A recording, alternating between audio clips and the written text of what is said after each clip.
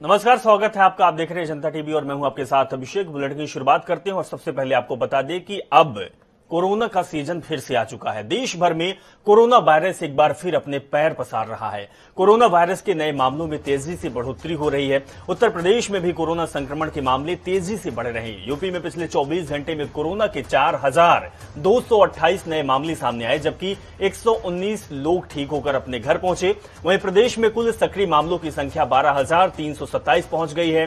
तो कोरोना मामलों की पूरी जानकारी अपर मुख्य सचिव स्वास्थ्य अमित मोहन प्रसाद ने दी। उन्होंने बताया कि राजधानी लखनऊ में कोरोना के 537 संक्रमण के मामले मिले, जबकि बीते 24 घंटे में एक संक्रमित व्यक्ति की मौत भी हुई है।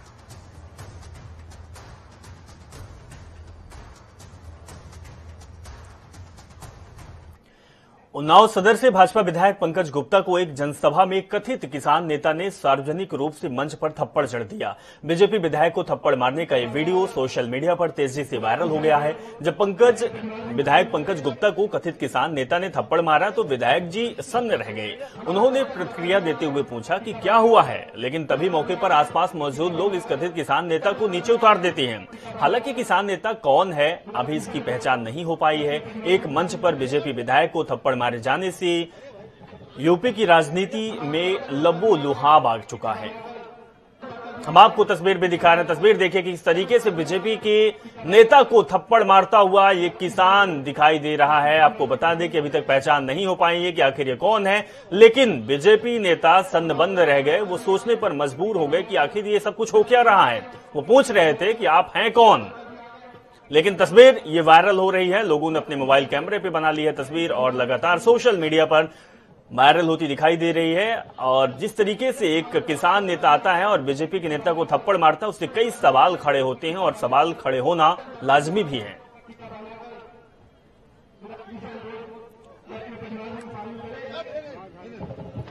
अरे भाई,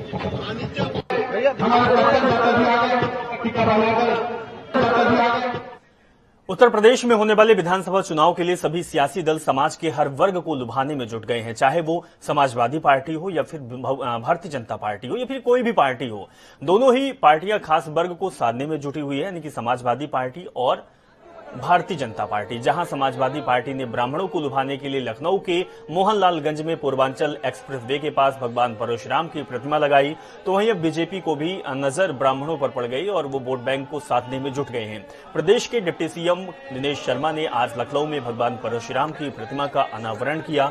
राजधानी के कृष्ण नगर के सहसा वीर मंदिर में इस कार्यक्रम का आयोजन किया गया। भगवान परशुराम की प्रतिमा को 5 फीट ऊंचे चबूतरे में स्थापित किया गया है। यह प्रतिमा बीजेपी सांसद रीता बहुगुणा जोशी के बेटे मयंक जोशी ने बनवाई थी।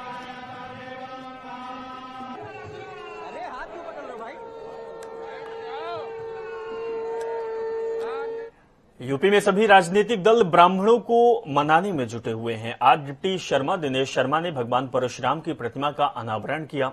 इस दौरान हमारी संवाददाता ने बीजेपी सांसद रीता बहुगुणा जोशी से खास बातचीत की, जिसमें उन्होंने हाल ही में सपा अध्यक्ष अखिलेश यादव की ओर से किए गए परशुराम की प्रतिमा के अनावरण को लेकर निशाना साधा है। सुनिए। भाजपा की ओर से लखनऊ के कृष्णा नगर में भगवान परशुराम की मूर्ति का स्थापना किया गया, आप देख सकते हैं यहाँ पे। और प्रयागराज के सांसद और भाजपा की लोकप्रिय नेता रीता बहुगुणा जोशी हमारे साथ इस वक्त मौजूद हैं। इससे पहले अखिलेश यादव ने भी लखनऊ के गोसाईगंज में भगवान परशुराम की प्रतिमा का अनावरण किया। आज भाजपा को भी उसी पीठ पर लाके खड़ा कर दिया। क्या मानती हैं कि उत्तर प्रदेश का जो हमारा ब्राह्मण समाज है वो भाजपा से बहुत घनघोर नाराज है? आपकी ये समीक्षा बिल्कुल दोषपूर्ण है। वो नाटक करते हैं, जब चुनाव होता है तब करते हैं। करनी है, ये भावना का विषय है और ये भारतीय जनता पार्टी ने नहीं लगाई है।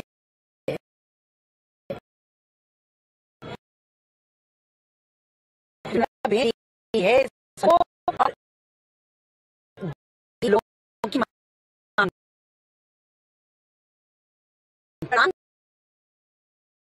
सुंदर भी अगर शौर्य के प्रतीक हैं तो सामाजिक संचेतना के भी वह प्रतीक हैं, और वो जो सामाजिक मूल्य हैं और जो धैर्य है या जो शांति है उसके परिचायक है। तो आज ब्राह्मण समाज हम लोग हैं ही हैं वंशज, तो हम लोगों का ये प्रयास रहता है कि उनके जो सोच है, उनकी जो फिलॉसफी है, दर्शन है, हम लोगों तक पहुंचाएं। भारतीय जनता पार्टी तो वास्तव में 2014 के बाद से सारे ब्राह्मणों ने उनको सम्मान दिया, वोट देते हैं, राम राज्य लाने के लिए उनके साथ हैं। वो हमारी भावनाओं का सम्मान करते हैं, उनकी भावनाओं का सम्मान कर रहे हैं। ठीक है रीता,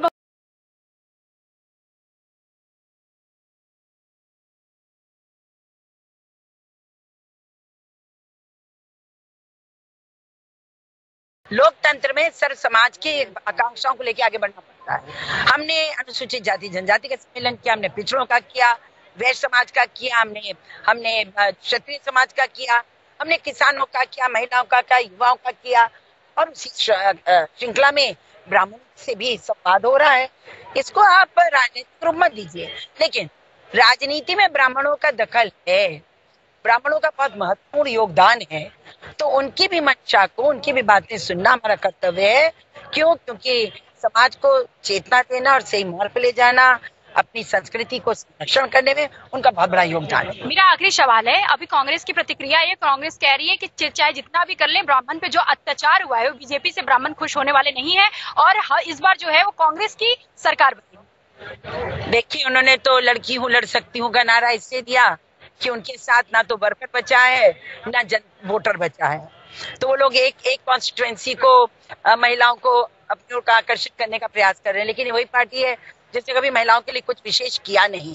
आप खुद सोचिए, भारतीय जनता पार्टी ने जिस प्रकार का कद महिलाओं को दिया और ये सिद्ध किया कि कोरोना काल में भी एक वित्त मंत्री महिला होकर और देश को संभाल सकती है, रक्षा मंत्री हो सकती है, विदेश मंत्री हो सकती है, वाणिज्य मंत्री हो सकती है, शिक्षा मंत्री हो सकती है। ये क्यों नहीं किया पहले? सिर्फ इंदिरा जी के अलावा कोई आज किसी महत्वपूर्ण पद पे रहा नहीं। और महिलाओं को जिस तरह से उनका सशक्तिकरण हो रहा है, जिस तरह से हमारी प्रधानमंत्री जी, मुख्यमंत्री जी, यानी कि मिशन शक्ति हो, चाहे वो हमारा उज्ज्वला हो, या हमारे जो बच्चियों को अपना बेटी बचाओ बेटी पढ़ाओ का कार्यक्रम हो, जितने भी कार्यक्रम है वो सारे कार्यक्रम हमारी बेटियों को मजबूत करने के लिए। क्योंकि महिलाएं सब आ गई हैं, तो उनको छोड़ दीजिए, उनका तो उनके पास कुछ बचा नहीं है, उनकी बात करना भी टाइम वेस्ट करना है। नहीं तो लड़कियों लड़ सकती हूँ का नारा आपने दिया, इस पे कहा जा रहा है कि खुशी दुबे एक महिला है और कम उम्र की है, लेकिन उनको अब तक जेल में रखा है इसलिए क्योंकि वो ब्राह्मण। नहीं, ये बात बिल्कुल गलत है। धर्म का किसी भी आपराधिक परिवार से कोई लेना देना नहीं, और ये कानून है, वो बेल ले सकती है, उनको बेल में जाना चाहिए अपने कोर्ट के। अब हम लोग अदालत को भी इन्फ्लुएंस करेंगे क्या? देखिए, जो कानूनी प्रक्रिया है उसमें दखल नहीं किया जाता। हर जात के लोग अंदर हैं जेलों में। आपका कहना क्या? जो 13,000 लोग आज जिन पे मुकदमे जेल में बंद सब जात के लोग हैं, ये गलत है, ये भ्रम है। तो ये थी रीता बहुगुणा जोशी। रीता बहुगुणा जोशी का साफ तौर पे कहना था कि देखिए, ब्राह्मण समाज सदैव से भाजपा के साथ रहा है और लगातार आगे रहेगा, भले ही जो विपक्षी पार्टियां हैं वो हम सवाल खड़े करें जो कि जोशपूर्ण है। कैमरा सनी के साथ मैं जया सिंह, जनता टीवी, लखनऊ। उत्तर प्रदेश में विधानसभा चुनाव को देखते हुए राजनीतिक सरगर्मियां पूर्ण उफान पर हैं। तमाम राजनीतिक दल चुनावी मैदान में ताल ठोक रहे। इस बीच एआईएमआईएम के प्रमुख और सांसद असदुद्दीन ओवैसी में एक बार फिर सभी राजनीतिक दलों पर हमला बोला और कहा है कि यूपी में मुसलमानों का उत्पीड़न हुआ है। ओवैसी ने लखनऊ में प्रेस कॉन्फ्रेंस करते हुए कहा कि यूपी में मुसलमानों का तुष्टीकरण नहीं बल्कि उत्पीड़न किया गया है। सभी राजनीतिक दलों ने उन्हें वोट बैंक के नजरिए से देखा है। उन्होंने मुस्लिम समुदाय को जानबूझकर करीब रखा और उन्हें डराकर वोटों को हासिल करते रहे। अब ये जज्बात क्या है? फिर ये नेता क्या बोल रहा है? क्या बोल रहा है ये? इसका जवाब है कोई समाजवादी के पार्टी के पास, बीएसपी के पास, बीजेपी के पास? ये तो मैं अपने घर बैठकर नहीं बनाया हूं, ये सच्चाई उनको मार कर कह रही है। मुसलमानों से नाइंसाफी हुआ है, आईना दिखाता है तमाम लोगों को। और ये बहुत सालों के बाद ये रिपोर्ट आई है जो स्टेट स्पेसिफिक है। आपने क्या किया मुसलमानों के लिए 5 साल में बताइए।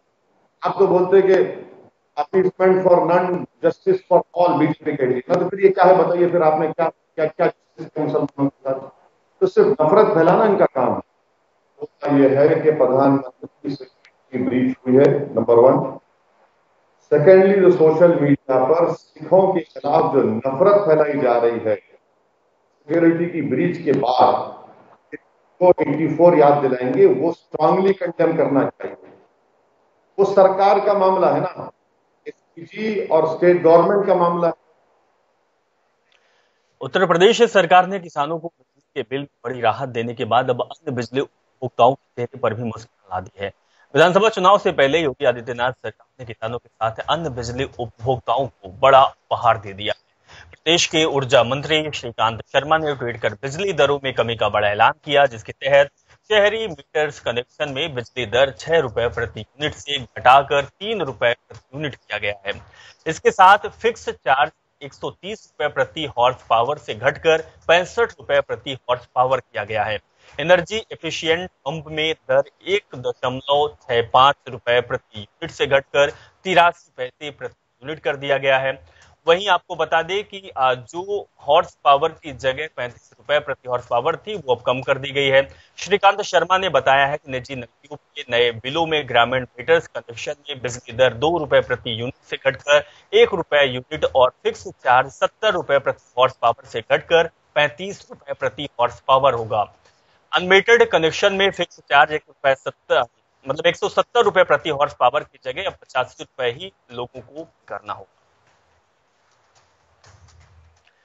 जिला बादा में समाजवादी पार्टी की महिला सभा की राष्ट्रीय अध्यक्ष जूही सिंह पहुंची हैं। शहर के विराट पैलेस में जूही सिंह ने महिलाओं से संवाद किया। संवाद में उन्होंने महिलाओं के जीवन में आ रही समस्याओं और कठिनाइयों के बारे में चर्चा की।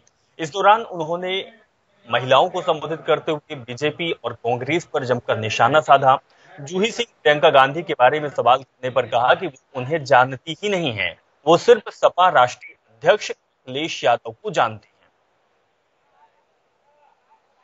अगली खबर उन्नाव से है, जहां बीजेपी सांसद साक्षी महाराज ने बड़ा बयान दे डाला है। साक्षी महाराज ने पीएम के साथ पंजाब में हुई घटना को लेकर कहा कि इसमें पंजाब सरकार और खालिस्तानियों की मिलीभगत है।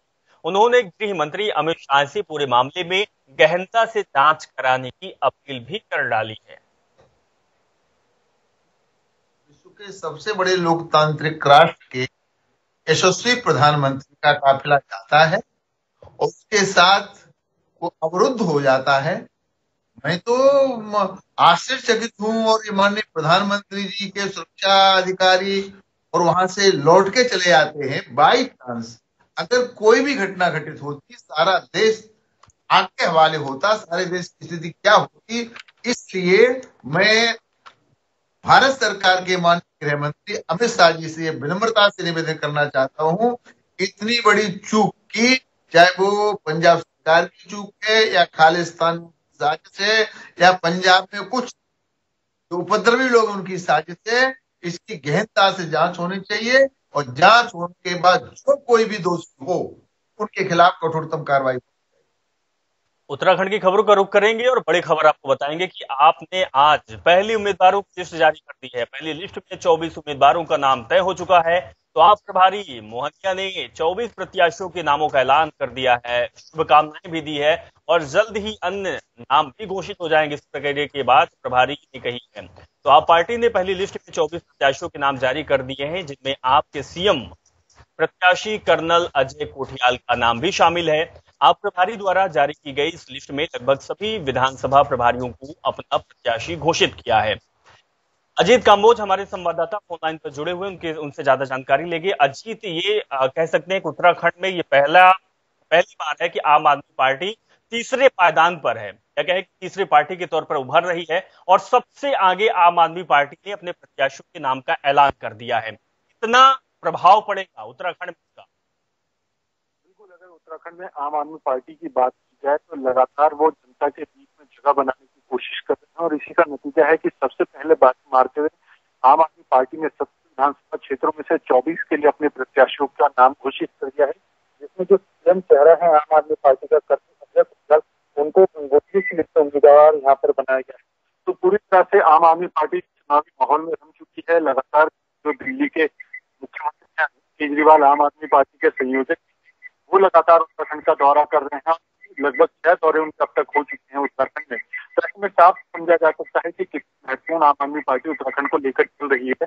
और अभी जब टिकटों का ऐलान की बात की तो सबसे पहले आम आदमी पार्टी ने अपने 24 कैंडिडेट मैदान में उतार दिए हैं।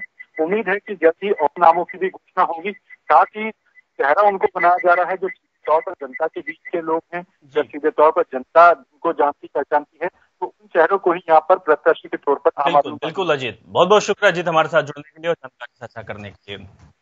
प्रदेश सरकार द्वारा अपने 5 साल का कार्यकाल पूरा होने पर प्रदेश की सभी विधानसभाओं में आयोजित कार्यक्रम के माध्यम से वर्चुअल रैली के तहत कार्यकर्ताओं और जनता को संबोधित किया गया। रामनगर में इंटर कॉलेज क्रीडा मैदान में आयोजित कार्यक्रम में मुख्यमंत्री पुष्कर सिंह धामी ने जनता को केंद्र और राज्य सरकार की कल्याणकारी योजनाओं के बारे में अवगत कराते हुए कहा कि प्रदेश के विकास कार्यों को लगातार गति देते हुए पूरा किया जाएगा। तो उन्होंने 2022 में होने वाले विधानसभा चुनाव को लेकर भी जनता और कार्यकर्ताओं से प्रदेश में भाजपा की सरकार बनाने का आह्वान किया है। मसूरी के ग्राम सभा चामासारी क्षेत्र के अंतर्गत कैबिनेट मंत्री गणेश जोशी ने ग्रामीण आजीविका मिशन के तहत महिला समूह को भवन की सौगात दी है। साथ ही बारलूगंज चामासारी मोटर मार्ग का शिलान्यास भी गणेश जोशी ने किया है। 4 करोड़ 72 लाख की सड़क हमने पहले यहाँ पर दी थी। 72 लाख के काम एमएलए फंड से मैंने यहाँ पर कराए थे। उस समूह की मांग थी, उस मांग को भी हमने यहाँ पूरा किया कि जब महिलाएं हमारी आत्मनिर्भर होंगी का जो आदमी का सपना है वो साकार। मैं इस तरह ही मैं कहना चाहता हूँ क्योंकि मैं हमेशा